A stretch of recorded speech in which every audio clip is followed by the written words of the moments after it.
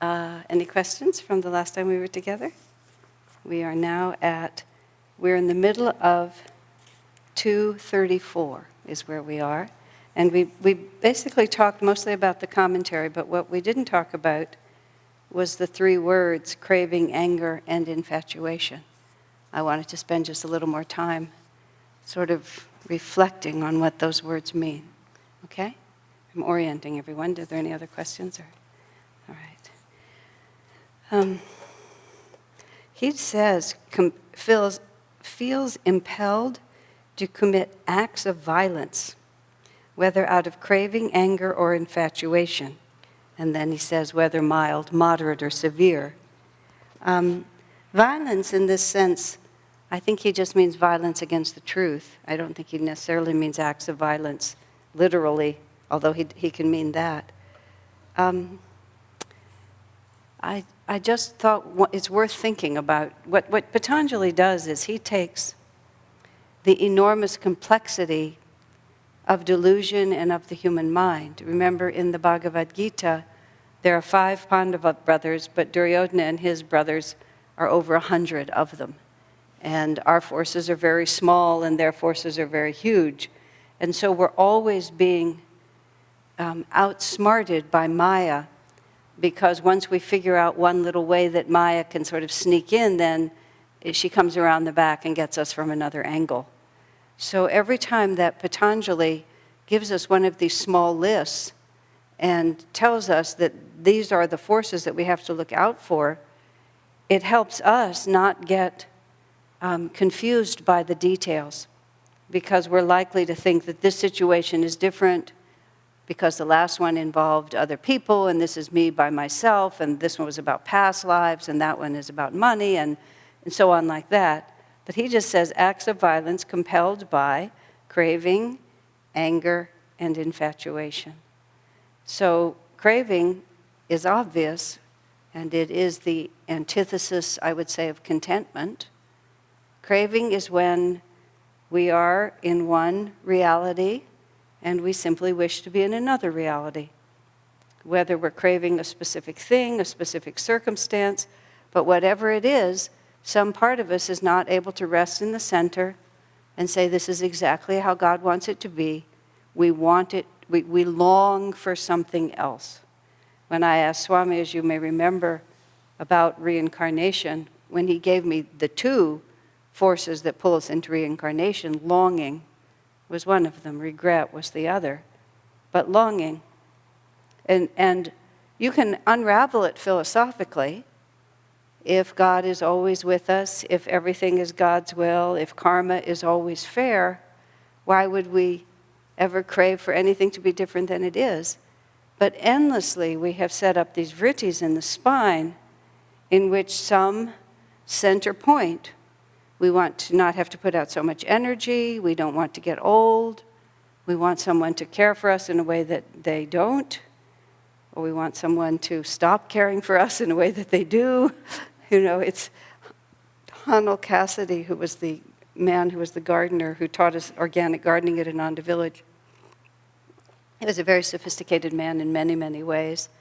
And one of his pronouncements was, the great tragedy of life is that A is in love with B, but B is in love with C, and C is in love with D.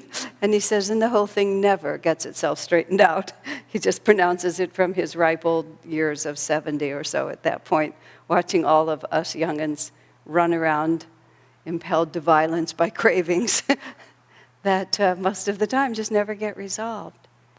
And it's I think I expressed to you the other day that I just had this odd moment in my life, which was not so rare, but it was, the restlessness it represented was not so rare, but the purity of the restlessness was intensely apparent to me, which is, well, I'll go back for just a second. When we first would take our pilgrimage trips to India, especially at the very beginning when it was all so new and so exciting, and among the things that people discovered was how much fun stuff there was to buy, going to the markets and finding all the importing wasn't as, the channels weren't as open as they are now. This was 30 years ago.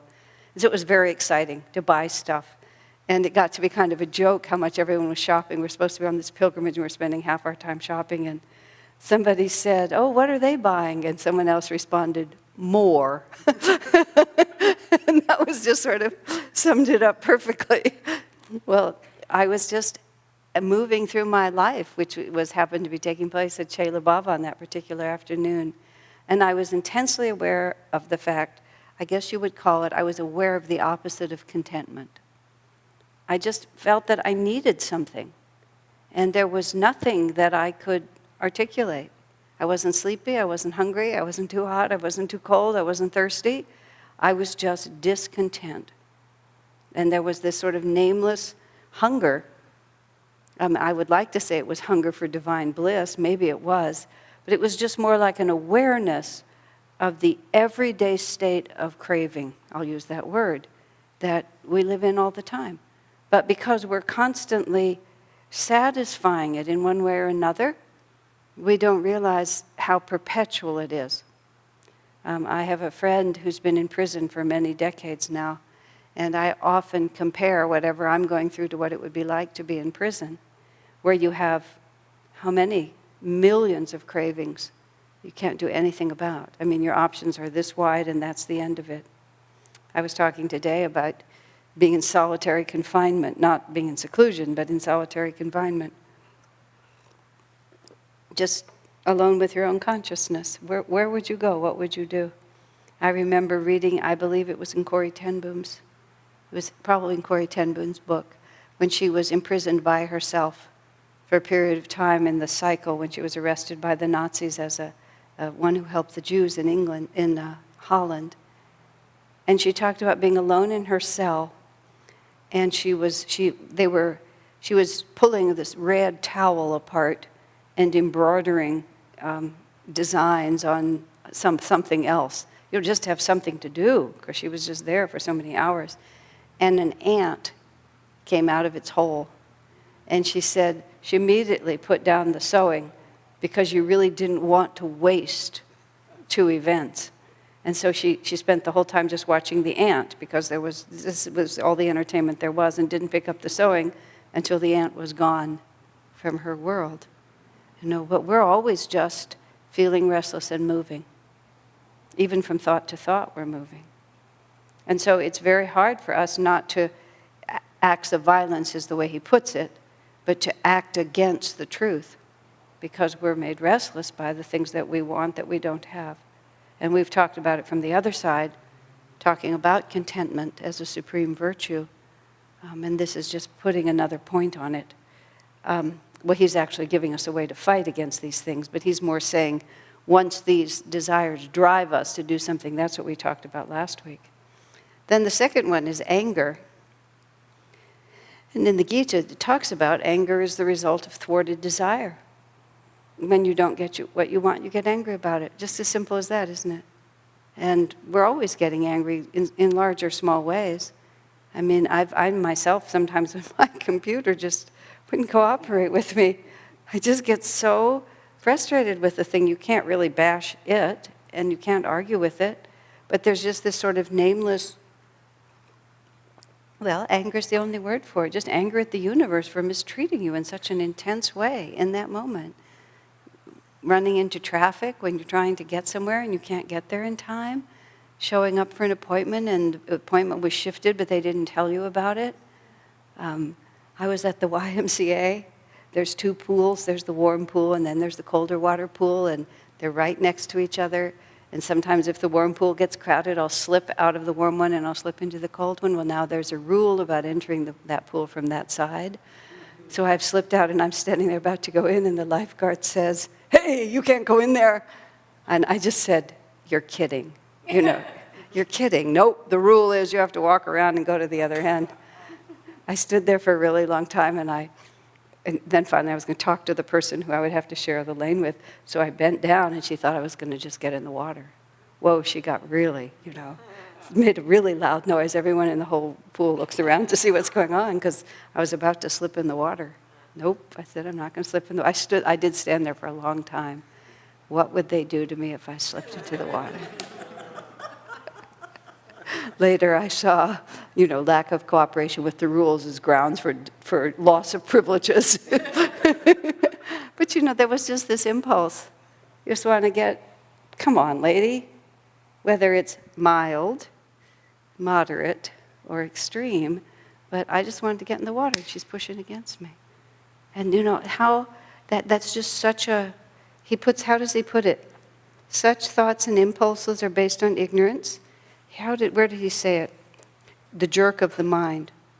Never excuse or justify that sudden jerk of the mind. What a phrase, as due to any influence but your own ignorance. And it's easy. It was easy for me to justify it. Stupid people, I'm just slipping from one pool to the other. What difference does it make? But the mind jerks, and you're gone before. I don't know where Swami got that phrase. He puts it in quotes, the sudden jerk of the mind. But that's exactly what it feels like, doesn't it? It's like something happens and you're just without your control. Craving, anger. The YMCA is I'm the most vulnerable at the YMCA. I have no idea why, but I get most freaked out when I'm there. And, I have this, you swim. In one of the pools, the lanes are very well defined. In the other one, they're not, but they're marked. I swim I'm so accurate. I take this much space. I go back and forth like this. And all of a sudden, somebody's just swimming right where I'm swimming. It's like every time it happens, it's like, you could just watch for 2 seconds, and I never vary. I'm right here. And then somebody's just swimming right where I'm swimming. What could you be thinking? And always, almost, I don't respond well. I'd like to say that at least my response is mild, but it's I want it to be different, and it does make me angry. It's just isn't that weird?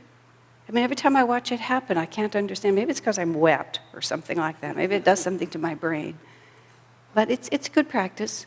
And so then I try to slip out of the warm water pool, and then the lifeguard won't let me move. So it's just everything conspires. These are completely trivial, ridiculous, but they're not at all.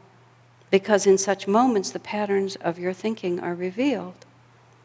And it tells you sort of where you're vulnerable and what's still going on. Why? In many ways, it's worse, because what difference does it make? There's absolutely nothing at stake. And yet still, you discover there's this quality of your own consciousness. That's why he calls it a jerk of the mind. And it's not due to any influence but your own ignorance. And then the last one, which I love, is the word infatuation, where we just become enamored of something. And we're just going to keep wanting that something. I had this experience. Did I tell you that last week? I did. About that day that I woke up in India and wanted to go shopping. It wasn't that I mentioned that last week. I was infatuated with the things I was going to buy. And because I was infatuated with my own desires and what I wanted to shop, I lost relationship to the things that were most important to me. I was blinded by infatuation just for, more. What I was going to buy in India was just more of what I already had. But the whole day was guided by that. And when you're infatuated, your sense of proportion is all mixed up. How important is this? But if you really are infatuated with something, your sense of values gets out of whack. And you can be infatuated with people or things or your own ideas or the way things have to be, and you just can't tell. And Sri Teshwar, remember, in the autobiography, he talks about his infatuation with an ugly dog. And that to his mind, it was just the best dog in the world, and there was no way to tell him that it wasn't so. So our judgment also, we commit violence against common sense because we become infatuated with something.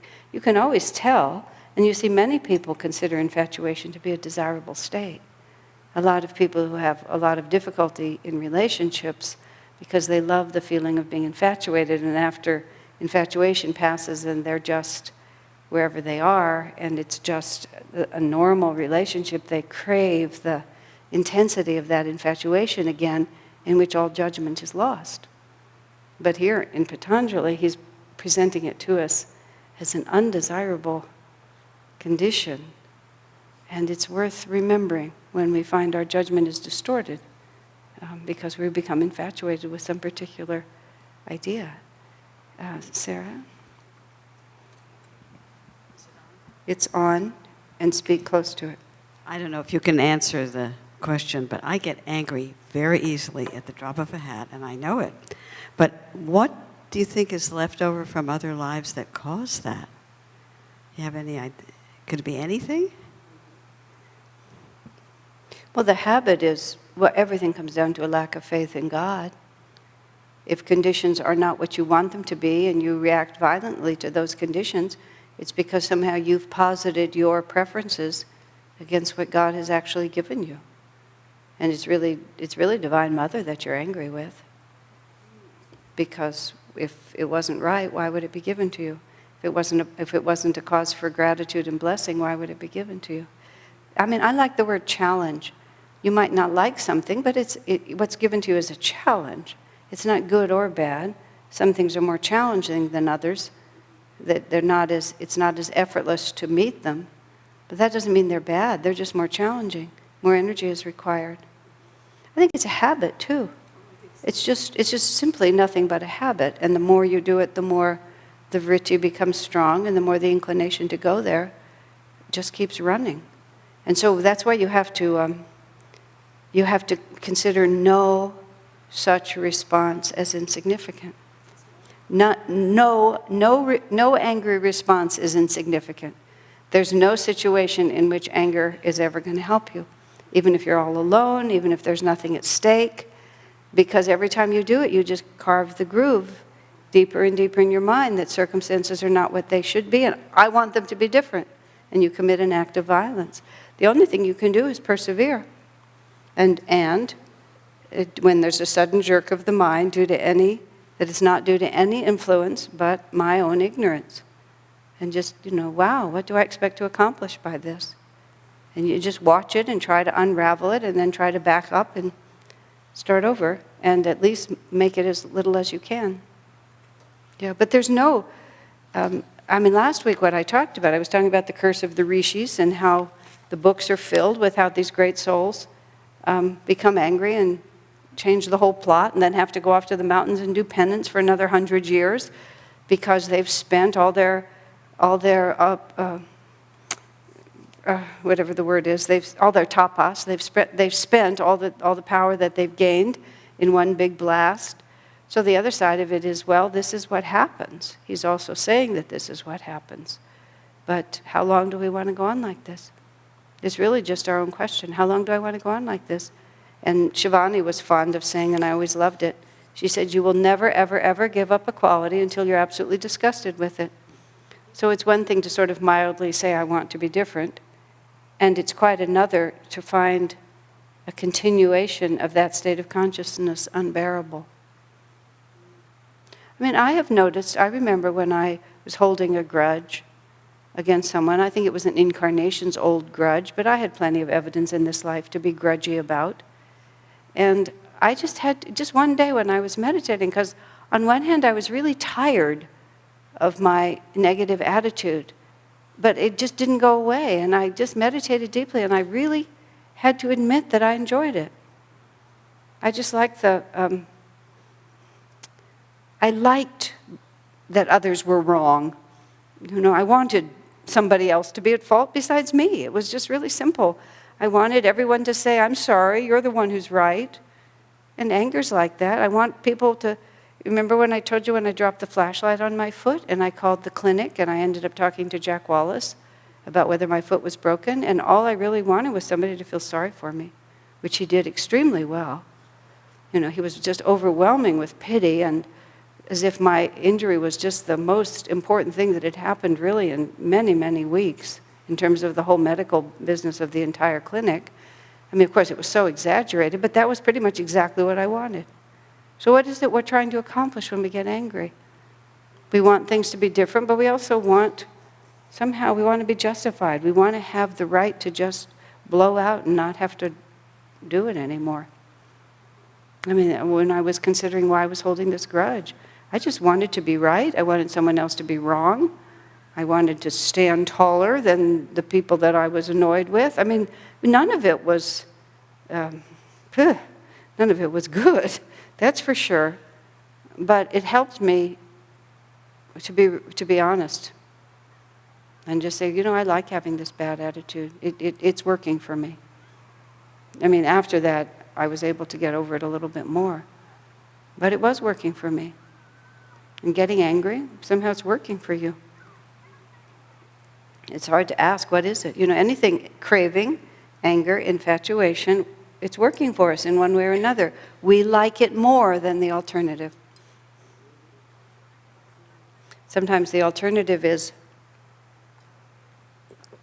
to have to really face a profound and horrible disappointment. So I'll just stay angry. I'll just keep wanting it to be different because I can't bear what's really here. In marriage, there's the concept called the 7-year itch, which is kind of a joke where marriages break up after 7 years, somebody gets restless.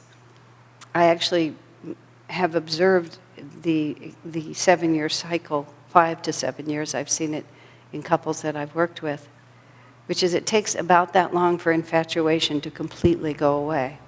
That doesn't mean that love goes away, but infatuation disappears. And as long as you're infatuated, you really are not quite sure who you're actually married to.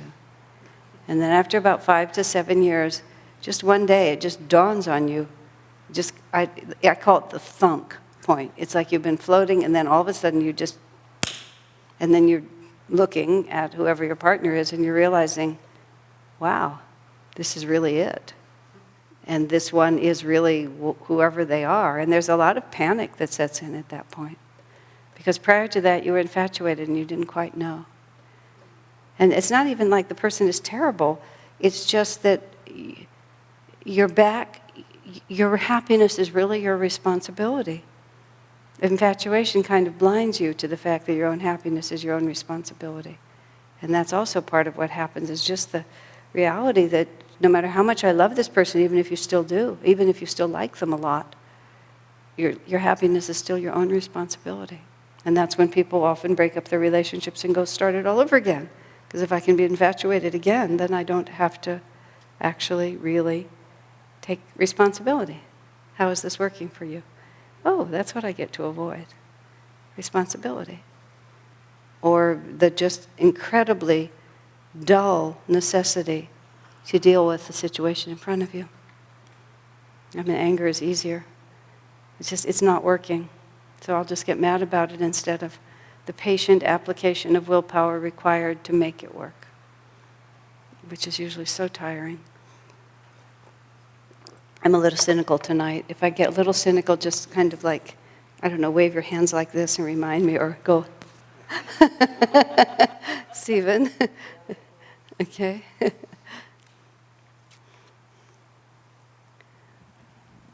This is related.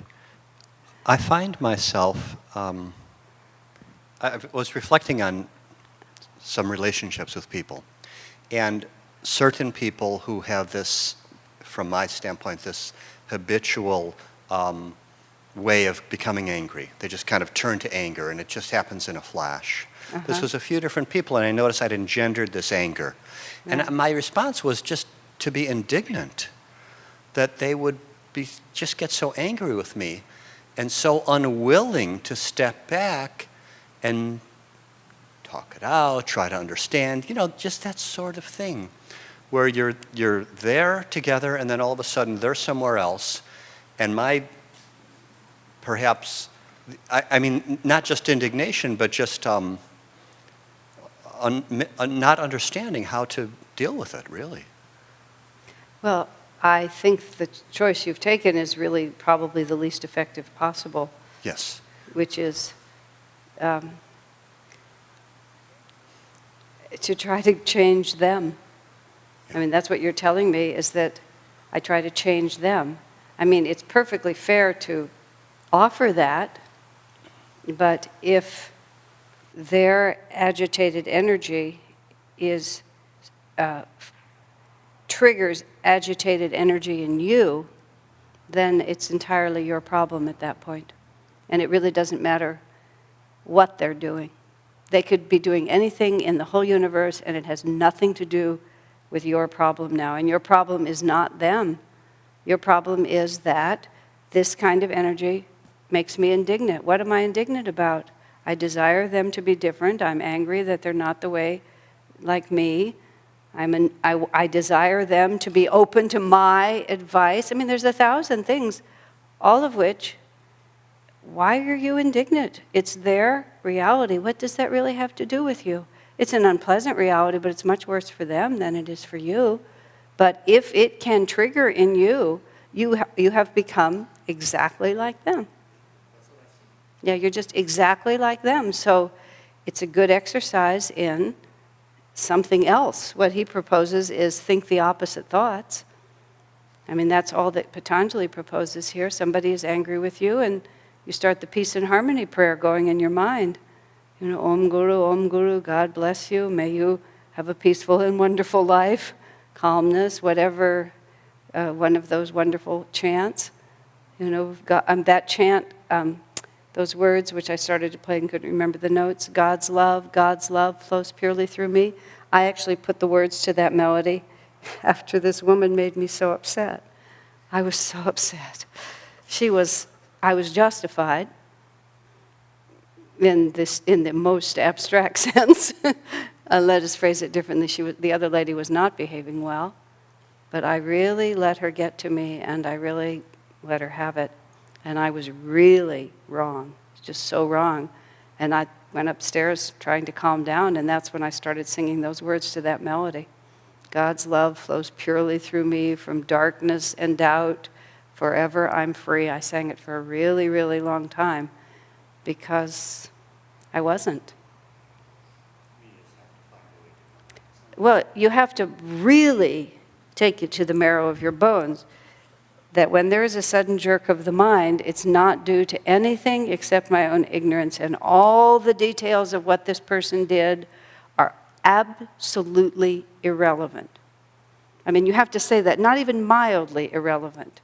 Their willingness, their unwillingness, their failure, their this, my innocence, they're absolutely irrelevant. It just has nothing to do with the situation. They did whatever they did, and I got upset. And I got upset is the only issue. And you have to really take that so much farther down than most people are willing to take that. In the particular position that I've been in for so many years, and in your position too, as a minister and as a senior devotee, this is my mantra. I am always responsible if there's disharmony. I am the one who must make it work. I don't care what they do. I must make it work. And I think it's a good mantra for anyone. It's been somewhat forced upon me because in the position that I'm in, I have to define my responsibility somehow, and I must make it work. If the person in the end will not accept what I'm putting out, that's their choice. I can't force them to.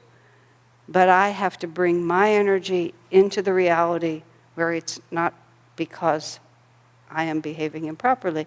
And if you have an inclination toward that, then God will send you lots of fools. He'll just send you an endless number of angry fools so that you can always be right and be absolutely wrong. Desire that's thwarted on my part, because I want them to be Thwarted different. desire. You want them to be different. And Master talked about this idea of, sort of lowering your gaze and apologizing in essence. I'm sorry if I angered you. Well, I love the way Paula apologized on her deathbed. I've always regretted that you got your feelings hurt. She never said, I'm sorry that I hurt your feelings, because it wasn't her fault and she knew it. I always regretted that you got your feelings hurt. It was perfectly phrased. I understand why you feel that way. It hurts me to see you so upset. Depersonalizes it, but offers sympathy. Well, it depends. Sometimes you can't offer sympathy. You can't do anything because you're not really offering sympathy. You're trying to be superior. You have to be utter. When somebody's upset, their radar is 100%, and they can smell hypocrisy. They can smell condescension.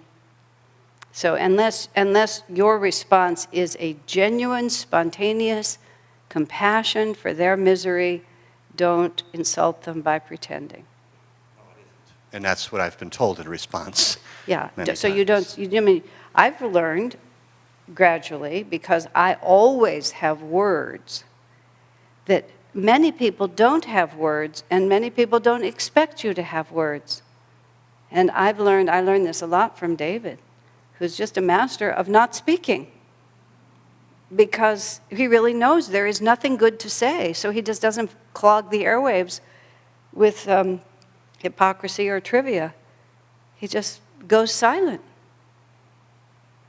because you really are not going to add to the situation with speech. I've watched him do it many times. It took me a long time to just realize, oh, his silence works a lot better than my words, because there's nothing nice to say, you know. Learning to simply have comfort within. Yeah. You know, if I have an habitual response of indignation, for instance, it's to pull back from that and allow it to be. Just simply And I allow it to be. think perhaps a lot of the time you should run away. I think you just look at this and you say, wow, this is bigger than me. I am now hanging up the telephone. I am now shutting the door in your face. I am now walking out of the room. And let them be upset, because if you stay there, it will get worse. I was on the phone once with someone who was just really, really upset. And I'm just sitting on the phone, and the power of hanging up just occurred to me. And I thought, oh.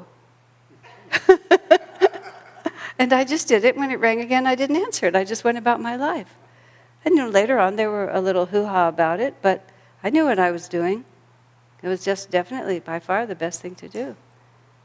And because what's worse, you have to protect your own consciousness at that point. Looking at it, to protect my own consciousness, Yeah. to disengage and protect my own Just disengage, concentration. because if you're not absolutely clean, you should do nothing. Yeah, if you're not absolutely clean, you should do nothing. Yes. Could you clarify what you said a couple minutes ago about having responsibility for the harmony? Because we're talking about not being able to control everybody else, only ourselves, but the harmony depends on everybody that's involved in a situation. So how did you mean the responsibility there? That's a very good, I'm glad you asked that, to clarify that. It's never their fault, it's always my fault. If somebody gets, I'm taking that a little far. Let me stand back a little bit.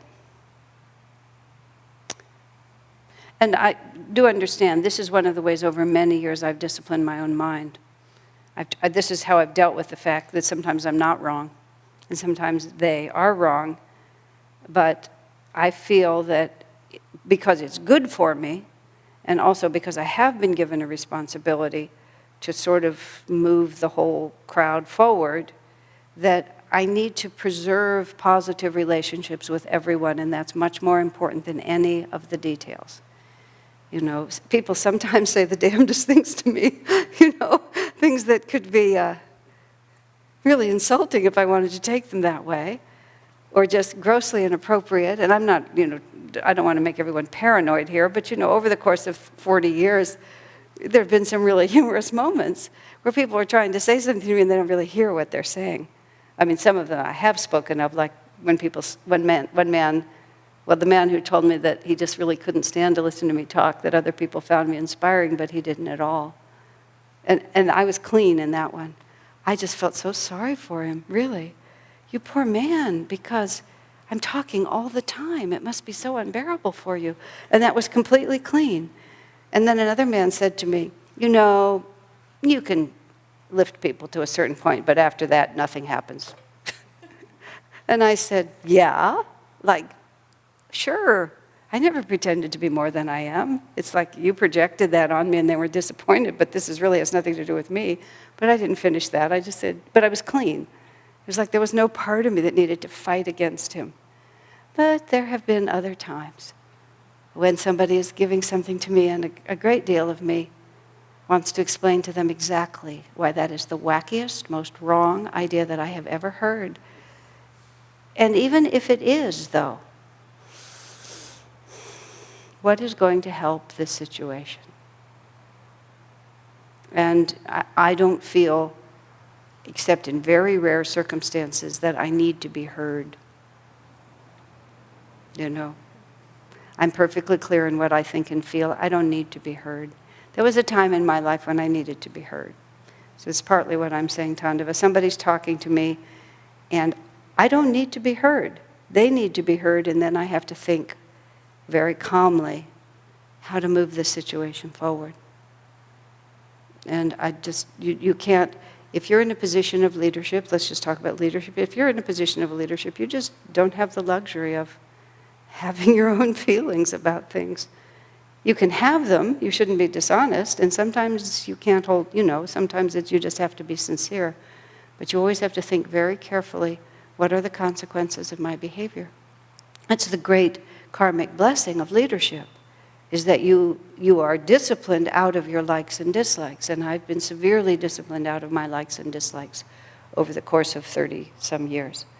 I was extremely partial when I started. I like some people more than others. I was more in tune with them. Their personalities pleased me. Their temperaments pleased me.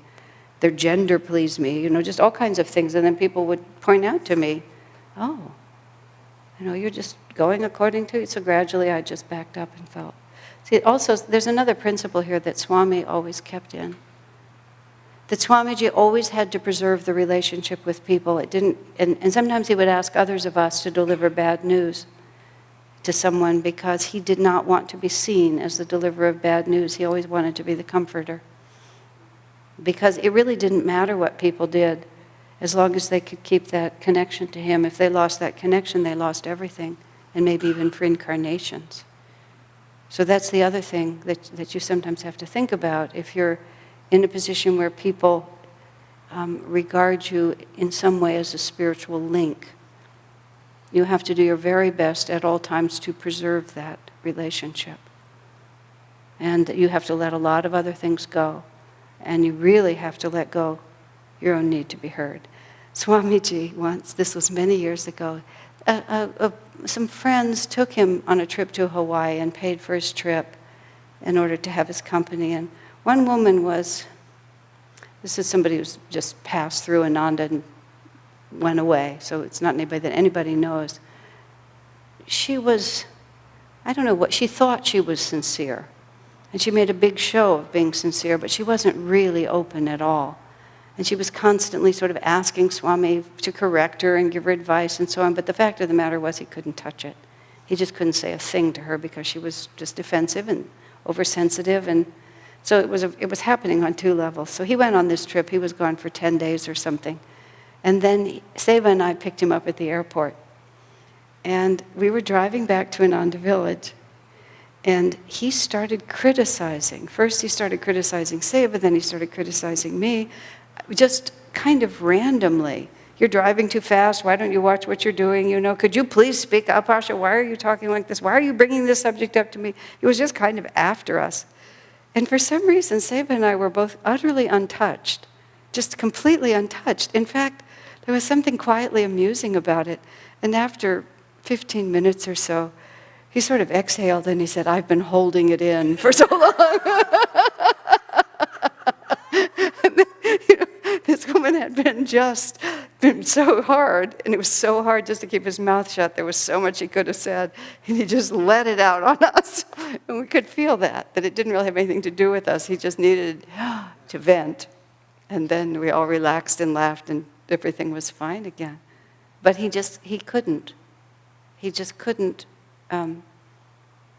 say what he would say, because it just would have been too hurtful to her. It was his responsibility to maintain the relationship. I don't know if it would have helped her. It wasn't that he couldn't have said anything, but he knew it wouldn't help her at all. Does that make sense, Tandava? Leadership is not all it's cracked up to be. People think leadership is the one who gets to do everything, gets it their way all the time. It's exactly the opposite. The leader gets no freedom, zero, none. And that's the fantastic, wonderful, good karma of it. You're just about everybody else. And every one of you should be a leader. Because every one of us is Master's disciple, and every one of us at every time should be thinking, how can I be, if Master were standing here, what would he do for this person? If Swamiji were standing here, what would he do for this person? We should never think, what would I do? Because we know what we would do. And it ain't pretty, We need to be who they are, as close as we can come. We're always praying to be a channel. What do you think it means? It means to put yourself aside. Yes. How is that different, or isn't it different when you're interacting with people who are devotees for whom you are a spiritual link versus the people at the Y who... I can't really think of any difference. Except sometimes, because I don't have relationships, I've tried to think of it as different. I've tried, in fact, it's worse, because no one at the YMCA is the slightest bit interested in what I have to say. It was like my mother. My mother said, did she actually say it like this? I don't want to put words into her mouth. But it was something in essence, which is, we're not really that interested in your opinion. We know that some people listen to you, but we're not going to. It was something real close to that. And I looked at them and I laughed. This was, again, I was perfectly clean. I laughed and I laughed. I said, oh, how relaxing. I said, so many people take me so seriously. What a pleasure to be in a place where I'm just disregarded. It's just like, wow, what fun. I really just took it that way. Exactly. So I'm at the Y, and, what did they care? In fact, I was I had this little war going on with this woman who kept playing the music so loud. And I went to complain to her about her, which I had done. It had become quite personal. See, I have this little scene going on there. Become quite personal for a whole lot of reasons. But I felt badly about this, so I actually tracked down a manager. And I said, frankly, this whole situation is much more important to her than it is to me. So I feel that the behavior is not right and the management ought to look into it. But I'm not going to do that if that's going to jeopardize her position. Because from what I'd seen over the I've been there for like 15 years, this is a central part of her reality. I just slip in the water and go home. He said, don't worry. You're not the only one, and she's not going to lose her job. So I said, okay, so here's my position. And then I told her, but if he had told me, anything else, I would have just been quiet and gone home. Because I'm not responsible for the why at all. Yes?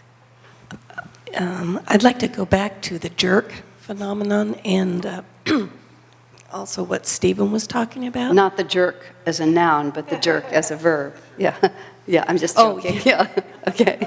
We never actually used jerk as a noun, but it was implied. Go ahead. I don't know if I spaced out and just missed something you said, but when he was talking about, presented with this thing, don't respond in kind, right. Essentially. So, okay, so say if you do that, that initial energy is still inside. How do you dissipate that without just letting it fester? There's a difference between royal. There's a difference between. Just a second. There's a piece of this I wanted to have. Just somebody remind me. I wanted to quote something out of the Ask Asha book, so I'll come back to that. There's a difference between disciplining your energy and suppressing it. And that's what you have to realize. To suppress it is to think, I'm a good guy, I'm not really mad at you, I'm just trying to help you. That's why I was saying you've got to be absolutely clean. I'm really just concerned about you because you're so upset. And the person can tell you're not just concerned about me, you're mad yourself, and you're just suppressing because you just are not capable or willing to admit what you really feel. And that's when I was saying, I don't have a need to be heard because I know what I feel. I'm not lost in my feelings. I've worked through a lot of that, and by no means am I perfect, but this is hard won for me to be able to say that. I used to not know what I felt, and therefore I had to speak it because I had to find out what I felt. It was the only way I could tell. What I'm talking about is you're just objectively looking at it, you see yourself becoming so annoyed, but then you have the presence of mind to say, is this really worth it? Or upset or sad. Then you have the presence of mind to know what you're feeling and then be able to make a reasoned and, an appropriate, reasoned and intuitive judgment about what to do about what you feel. And that's the difference. And you don't have to let things out. In fact, it says in here, the more you repeat these actions, it's a completely false teaching. where people they don't understand transcendent self-discipline versus suppression. They don't understand that those are very different things. And so everybody thinks that any kind of restraint is suppression, which is not healthy. But conscious self-discipline is the best thing in the world that you can do. And yes, you have to do something positive and creative with your energy. That's a fact.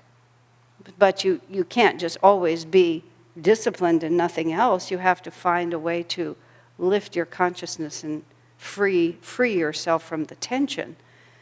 That chant that I mentioned, the words to that chant that I wrote, that was it. I was so upset with the person I'd interacted with. I was so upset with myself for just losing my cool. I went upstairs and I made up a song. And I played it for a really long time until it calmed me down, until I could see it more calmly, see her more calmly, see myself more calmly. I couldn't just go back to work as normal. The system was way too blown out. So, I mean, certainly all of us have taken a long walk around the block. I myself throw myself into the swimming pool kind of on a regular basis. Throwing myself into the swimming pool is a really good idea. Get yourself strong rhythmic breathing going. That'll calm you down. Yeah. And sometimes you go to a safe place. I mean, I was having a conversation with a woman about the man she's living with and the difficulties in this and this. I said, that's why you need girlfriends. You know, you go tell your girlfriends, you don't tell your husband. Because it's not going to help him, and you need to get it off your chest. So you just say it to your girlfriend, she listens to you. She says, there, and you say, phew, I feel better, and then you go back. Yeah. Yes? This is tangential, but what is this inclination that some women have to speak to a man as if you are one of their girlfriends? And I mean that seriously, because I've encountered this, and I'm thinking, why are you saying these things to me? I never have conversations like this with anybody. Why would you even talk to me about those sorts of things? I rode home from Ananda Village once with a woman I had just met. Literally, she gave me a ride home, somewhere around Vallejo. We were way into the story. I turned to her and I said, our husbands would be so appalled. What's in the car stays in the car. It was just like, I don't know, women are crazy. I'm one of them. We just... I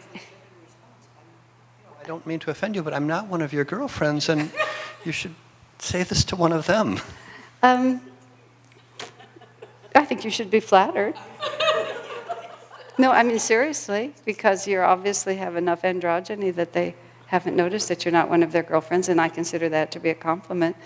When Swamiji wrote that book, remember, Secrets of Women, and he went into the feminine consciousness for 3 days, and when he came out of it, he said, I don't mean to offend you, but I was completely in feminine consciousness. It is terrible. How do you all stand it? It's just what he said. Every once in a while, I've seen Swami, because of course this is something I wasn't able to see, which was what was he like when he was just with men. But every so often, I'd sort of from a distance, or when there would be a group and it would just end up being the men around him and I'd be a little farther away, he was so different. It was actually really interesting. It was a certain, now it's just us and we don't have to relate to them. It's one of God's weird little tricks is all I can think of. This male-female thing is so... There's that book, which I listened to in the audio book, not all of it, but it was an amazing book title. It is a book title, it's a well-known book. Why Men Don't Have a Clue and Women Always Need More Shoes. And it was written by a couple. It wasn't written by a woman, it was by a man and a woman. And why men don't have a clue why women are so wacky. And that's what he meant. He didn't mean that men are clueless in life, but they're just clueless as to what could she possibly be thinking. And one of the things he's clueless about is why she always needs more shoes, which all women know why they always need more shoes. You just do. It's just one of those things. Craziness, who knows? All right. Okay, let's pause for a few minutes, then we'll come back. Tom pointed out something that I think is really worth pointing out. He says, when he's talking about in 234, the whole thing we've been talking about, acts of violence, craving, anger, infatuation, are all based on ignorance and are certain to cause one pain. And he refers us back to Sutra number 2.4 and number 2.5, in which he defines the word ignorance. And I'll read 2.5 here. Ignorance is the conviction that what is impermanent is permanent, that what is impure is pure, that what is painful is pleasant, and that that which is the non-self, the ego, is the true self. And so all of this craving, anger, infatuation, is all based on ignorance, and that ignorance is that we misperceive reality. And that, this is, I know at the time we spent a lot of time on these, but Tom was pointing out that now he's using the word ignorance, and he's using it in an extremely exact way because he's already defined it for us. And then he also, in number 2.4, he says, ignorance is the field on which all imperfections thrive. And so whatever it is that we're responding to, it's because we're ignorant. That's why we're responding that way. When I was thinking about Tandava's question about being responsible for making the relationships work, which I was attributing to the responsibilities that I have, but then I was trying to extend it to all of you. We all have that same responsibility. We're responsible for making it work because that serves us to do that. It's not really a question of our external job. It's that it's always our fault, in the sense that I need to be master of my own consciousness, and I need to not just be thinking about what I need. Of course, we have limits, and I've balanced all that conversation out many different times. You can only go as far as you can go. But let me just find this thought. Oh, yes. You see, with Swamiji, he always had sympathy for our ignorance. He had that wonderful phrase, I understand why you feel that way. And it wasn't like a convenient trick. It was that he really did understand why we feel that way. And so that it wasn't hard for him to then try to reach out, given that we feel this way, let him try to help us to elevate the way we feel. And if he couldn't help us, like talking about that woman in Hawaii, who kept asking him for advice that he knew she would never take and wouldn't help him, it wasn't like he would always help her. It wasn't like he would always offer something, but he would always stop and think, how can I help this situation? And there was no technique. I remember someone came to Swami once and they'd read in a book somewhere that if you're going to have to correct someone, first tell them 2 good things that they've done before you tell them 1 bad. And Swami listened, respectfully, and then he said, that's so manipulative. And then he said, and any sensitive person will see through it right away. And of course, it's not really terrible advice, but for Swamiji it was so manipulative. And oftentimes if he had something strong to say to you, he would just say it straight out. But what made it okay was that you knew that he really loved you and wanted to help you. His inner position was absolutely clean. He wouldn't insult you by saying you're such a nice person and you do so many things well, except you really messed up in this area. He would just say, you really need to work on this. Because it was the given.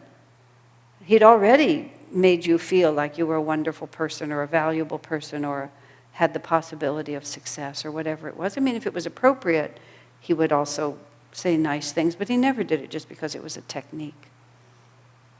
And that's what I'm saying about we can't always be spontaneously right. So we sometimes have to think about what's the best I can do in this. But sincerity is absolutely essential. People are not fooled. Then you get into a big argument about you because they can tell. I've never known anyone to be fooled. Now I wanted to comment about from the book, a question I remembered. There was a man who wrote there, and some of you may have read this already. He talked about a bitter divorce has devolved into guerrilla warfare. He tells this whole horrible story about divorce with children involved and his wife really using the children to get at him, and it just sounded really horrible. But he was also talking about how the whole thing was making him angry and afraid. And I was pointing out to him in the letter that even though he was not behaving as badly as her, he was still on the same wire. He was still on the same line. Because what was her energy? Her energy, she was afraid and she was angry. And he was afraid and he was angry. So it was a matter of degree, perhaps, in how it was being expressed in regard for the children, but they were still in the same place. And that the only way he was ever going to get out of this is to really get out of that place. And of course, it was very difficult. I didn't in any way tell him that that would be easy, but don't fool yourself. If you're responding with the same vibration, that's why it's happening to you. And until you're really out of that vibration, I mean, bad things still happen to good people. But I observed in my life that I used to be more susceptible to anger. And I realized that when people got angry at me, I tended to get angry back at them. I didn't necessarily initiate anger, but I realized that when I felt anger towards someone, almost always they were angry at me, that I was still vulnerable. I don't want to overstate that because I'm not that free. But I really began to, I'd feel this kind of causeless anger sometimes, and I realized somebody was projecting it to me. That was their feeling. Almost always. It was a real wake-up call for me. Because, wow, if somebody flashes that vibration to me and I just dive right into it, whoa, that is something to be really concerned about. And of course, that's also an explanation of why these things happen. When I wrote to that man, I said, look, the only weapon you have here is your own consciousness, and you're using it wrongly. You're not going to win on that level, you're just going to perpetuate it. Your only freedom in this is to free your consciousness from the response that you're having. And for the sake of your children, for the sake of the whole situation, as long as that woman or life itself can find that vibration in you, that vibration is going to keep coming to you. And only when you're not home to that anymore will you ever be out of this. And so that's why when we're vulnerable, we have to run away. That's what Master said. Yeah, he said, if a test is bigger than you can meet successfully, run away. I love that. It's one of my favorite pieces of advice that he gave. Yeah. Yeah, just turn around and run in the other direction. I remember, I'll use his name because I don't think he'll mind, but this was something I watched Haridas do. Haridas always was aware that his consciousness was his primary responsibility. And if a situation was going in such a way that he could feel his own consciousness slipping, or if he felt the consciousness of the room was slipping, he would often, if we were having a meeting and he felt the energy was getting a little off, he would take over the meeting, often in ways that appeared to be non sequiturs. If we're talking about a certain something, maybe people are getting crabby or a little anxious or a little critical of someone, then often he would just take over the meeting. And he would sometimes just take it off in another direction, which for a very linear person like me would be annoying. But I began to think that there was something else happening, and I watched him. He would take the meeting until the consciousness was fixed. And he would usually fix it himself by just getting the energy right, and then when the energy in the room was right, he'd release it again. He wasn't watching what we were doing, he was watching our vibrations. And he was very either generously concerned for us or very protective of his own vibrations, and he didn't want to be in a place where the vibrations were off. It was actually really quite something, and I'm not at all sure he knew he was doing it. He would just feel that things were not going where they needed to be, and he would just instinctively bring them back to where they needed to be. And there's just so many different ways to live in this world.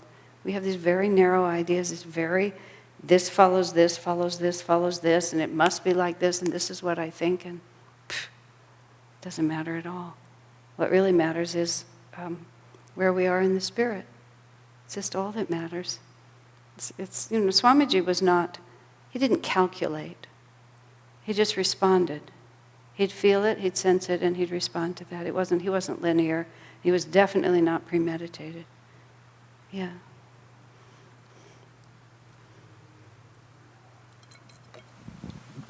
With Haridas, perhaps it really didn't matter so much whether what he was aware of or whether he was just doing it for himself. The effect was he was helping everyone's consciousness. Exactly. He was helping everyone's consciousness, and he was very sensitive to wrong vibrations, and then he would fix them.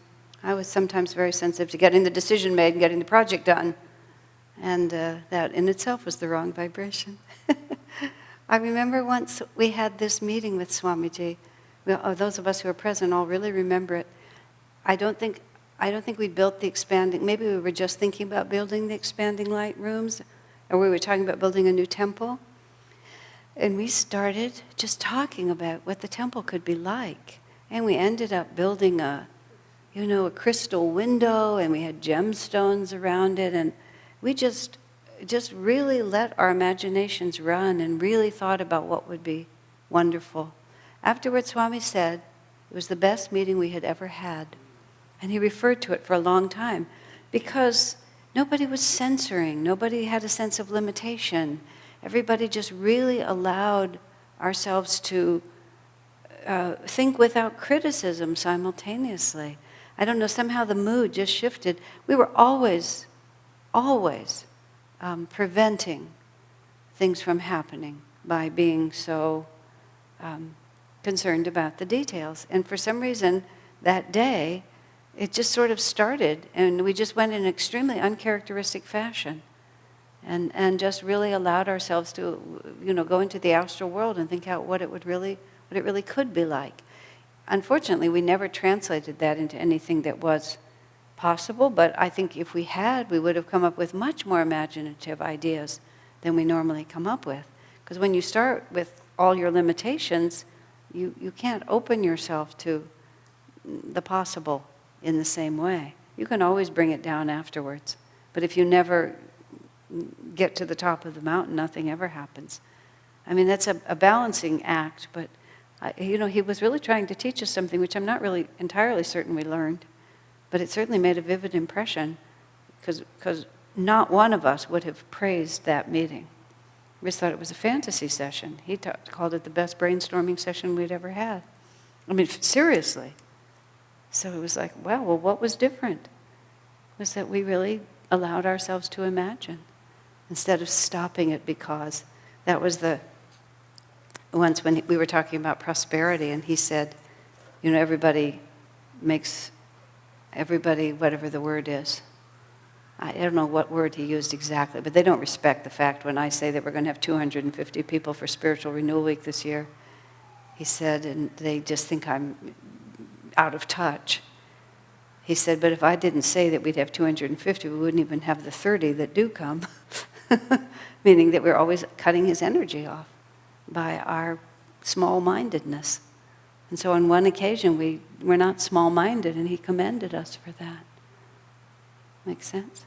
That's how Swami creates. He was completely unlimited in his creation. He thought everything was possible. And so therefore, when you really look at Ananda, all of this was impossible, is impossible. But he never thought it. He always thought it could be done. Really, he always knew it could be done. And so there was just this unlimited flow from him. Grounded, but expansive. That's the line that you walk. And when, in the later context, when it was the issue of the lawsuit that we were in, which was such a disaster, in which the whole jury was against us the whole time, and every morning Swami would tell us that today was our lucky day and everything was going to turn our way today. And every morning we would remind him that there wasn't a chance in the world that was going to happen, that yesterday was terrible and today would be worse. And we wanted to make sure before we left the house that he understood that. Yeah, like, what were we thinking? And on the very last day, I finally got it. That, the only hope of the situation was to put out dynamic, positive energy. And we were so careful to make sure that we never had any. So months later, I said that to him, Swamiji, we were constantly, every morning you'd come down trying to lift our vibrations, and every day we'd make sure that we didn't lift our vibrations at all. Isn't that what was going on? Yeah. He said like that. I said, but isn't there, because especially in that lawsuit situation, I said, so many people who tried to be positive were actually afraid to confront the reality of what was going on, and their positivity, it was an affirmation to cover their fear. Yes, he said. And I said, so it's really like a fine line, isn't it? Uh-huh. He said, you really have to know what you're doing, is how he put it. He said, you have to really know what you're doing. It's a fine line to say, even you know that nothing's going well, and sometimes people will say, oh, it's going fine, everything is fine. But it's not really like they're affirming a higher reality. They're terrified of the reality in front of them, so they're trying to affirm something over here. That's suppression. This is fear, and you're trying to cover the fear with this other thing. That's not the same as, this is a very difficult situation. Everything is really hard here. The only possibility we have is to bring to bear on this a power of light greater than the power of darkness. And that was what he was always trying to get us to do, even with our thoughts and our energy. And we were very conscientious. I'll speak for myself. This is, I certainly, maybe I led the charge, maybe others in the room had a more dynamic attitude than I did, but I certainly was not at all able to take what he said in the spirit that he intended it. And I had to feel conscientiously that I had to correct him. It was a very, very good lesson. It comes up later in here.